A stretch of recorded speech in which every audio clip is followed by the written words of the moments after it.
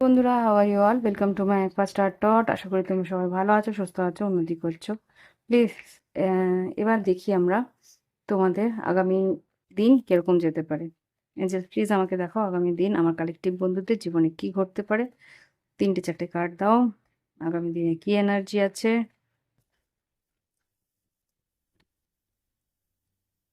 Four of swords, 8 of pentacles, আর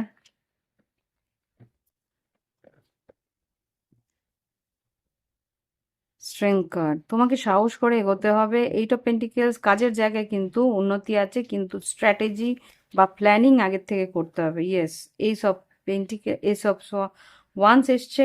কাজের জায়গায় সাহস করে তোমাকে কিন্তু এগোতে হবে। নতুন কাজ আসছে, সেটা তোমাকে নিজে প্ল্যানিং করে সেটাকে নিজের দিকে আয়ত্তে আনতে হবে।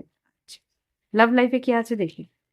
ওকে, লাভ লাইফে বাউন্ডারিজ, অ্যাওয়েকনিং, ফেথ আর এক্সপ্রেশন। খুব সম্ভবত তোমার যাকে মনে হচ্ছে যে যার থেকে বাউন্ডারি করার, তার থেকে তোমাকে কিন্তু একটু দূরত্ব নিতে হবে, তাকে কিন্তু একটা বাউন্ডারি বাইরে রাখতে হবে। বা যেই পরিস্থিতি মনে হচ্ছে যে না তোমার জন্য নয়, তার সেই জায়গা থেকে কিন্তু তোমাকে দূরত্ব মেনটেন করতে হবে। একটা অ্যাওয়ারনেসে থাকার চেষ্টা করতে হবে। ফেথ, বিশ্বাস রাখো, ঈশ্বর কিন্তু তোমার সঙ্গে আছে।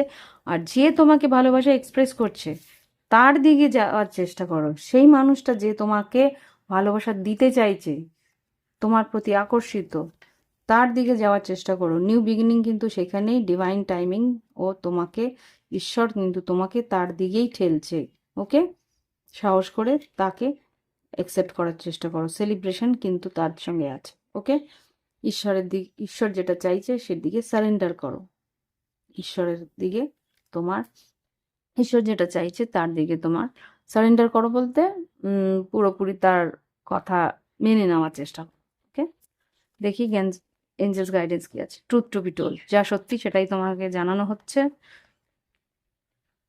সত্যিটাই তোমার সামনে আসছে। মেসেজ ইন এ বটল, ঈশ্বর কিন্তু wow message in a bottle কি বলছে? মেসেজ বলছে যে তোমাকে যে ভালোবাসে সেই কিন্তু তোমাকে মেসেজ করবে। সোলমেট তোমার দিকে আসছে, সে কিন্তু তোমাকে সেই সত্যি কথাটা বলছে, যেটা কিনা তোমাকে ঈশ্বরে বিশ্বাস করছে, বা ঈশ্বরই কিন্তু তোমার দিকে তাকে পাঠাচ্ছে। ব্লেস। হুম, তো যেটা আমি এখানে বললাম। তো এই হচ্ছে গিয়ে আগামী দিনের রিডিং। ভালো লাগলে অবশ্যই লাইক করো, কমেন্ট করো, সঙ্গে থেকো। যে তোমার দিকে এক্সপ্রেস করছে ভালোবাসা, তার ভালোবাসাটা এক্সপ্রেস করো। ওকে, আর যে তোমার দিকে বাউন্ডারি ক্রিয়েট করছে, তাকে তুমি বাউন্ডারি বাইরেই রাখো। এই হচ্ছে গিয়ে মেসেজ। আর কর্মক্ষেত্রেও কিন্তু বলছে প্ল্যানিং করে এগোতে। তো সেইটা বোঝার চেষ্টা করো, কিভাবে প্ল্যান করলে তুমি এগোতে পারো। ওকে, আর খুব সম্ভবত তোমাকে তোমার পার্টনার সত্যি কথা বলতে এগিয়ে আসছে। ঠিক? তো এই হচ্ছে কি রিডিং। ভালো লাগলে অবশ্যই লাইক দিও, কমেন্ট করো, সঙ্গে থেকো। Bye bye, have fun.